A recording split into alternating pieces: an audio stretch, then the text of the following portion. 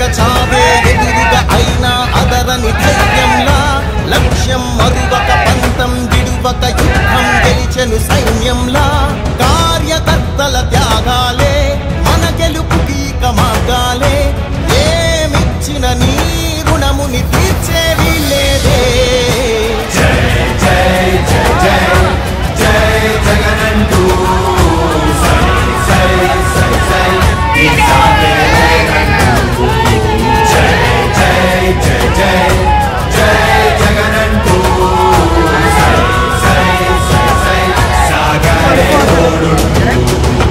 నీవే సారథి నీవే వారధి నీవే పిడికిలి పార్టీకి నీవే చమురిది నీవే వెలుగు. రెడ్డి గారు ముఖ్యమంత్రిగా ఉన్నప్పుడు వైద్య విద్యలో చరిత్ర సృష్టించడం జరిగింది.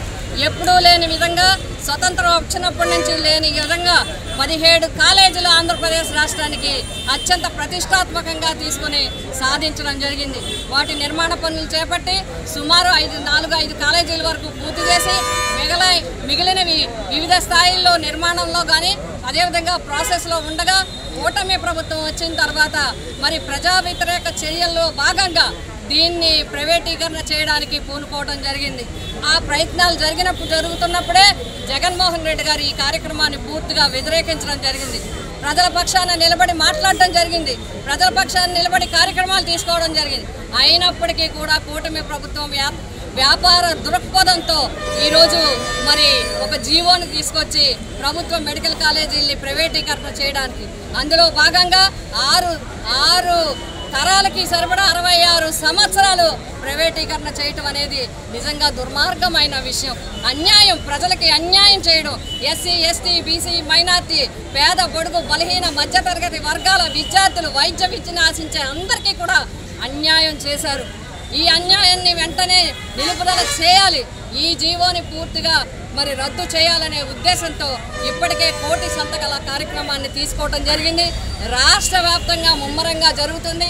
అందులో భాగంగానే పిఠాపురం నియోజకవర్గ 3 మండలాల్లో 2 మున్సిపాలిటీలో కూడా ప్రజాదరణతో పార్టీ కుటుంబ సభ్యులందరూ సంస్థాగత స్థానిక సంస్థల ప్రతినిధులు అభిమానులు అందరూ పాల్గొంటే ప్రజలందరూ స్వచ్ఛందంగా వచ్చి సంతకాలు పెట్టడం జరుగుతోంది.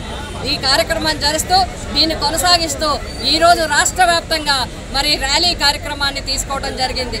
మరి పిఠాపురం నియోజకవర్గంలో వైఎస్ఆర్సీపీ పార్టీ ఆఫీస్ నుంచి పడ ఆఫీస్ వరకు తీసుకున్న ర్యాలీలో నాయకులు, కార్యకర్తలు, అభిమానులు, ప్రజలు పాల్గొన్నారు.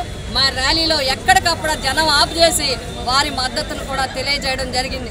వారి సంతకాలను కూడా పెట్టడం జరిగింది. అన్యాయం ఇది. మా బిడ్డల యొక్క భవిష్యత్తుని వాళ్ళు కాలరాస్తున్నారు. వెంటనే ఈ జీవో రద్దు చేస్తున్నందుకు పోరాటం చేస్తున్నా మీకు మా మద్దతు ఉందని చెప్పి అన్ని వర్గాల ప్రజలు కూడా మద్దతు తెలియజేయడం జరిగింది. ఈరోజు పడా ఆఫీసర్ గారికి ద్వారా ముఖ్యమంత్రి గారికి వినతి పత్రాన్ని కూడా సమర్పించడం జరిగింది. తక్షణం ఈ జీవోని రద్దు చేసుకోవాలి. పేద ప్రజల పక్షాన అందరూ నిలబడాలి. వైద్య విద్యని, వైద్య సౌకర్యాల్ని ప్రజలకి అందుబాటులో ఉంచాలి అనే నినాదంతో ఈ కార్యక్రమాన్ని తీసుకుని ఈరోజు రిప్రజెంటేషన్ కూడా ఇవ్వడం జరిగింది. మరి వైఎస్ జగన్మోహన్ రెడ్డి గారి నాయకత్వంలో ఈ జీవోని రద్దు చేసే వరకు వైఎస్ఆర్సీపీ పోరాటం చేస్తుంది. జరుగుతూ ఉన్నాయి. కొన్ని స్థానిక పరిస్థితులు ఆ విధంగా జరుగుతున్నాయి.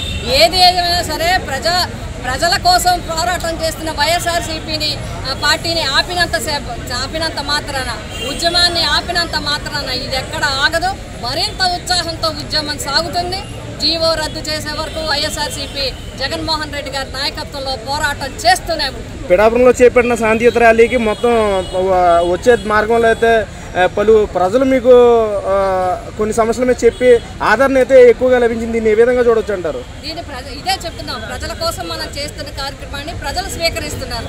సంతకాల సేకరణలో కాదా వాళ్ళు స్వచ్ఛందంగా వచ్చి పెడుతున్నారు.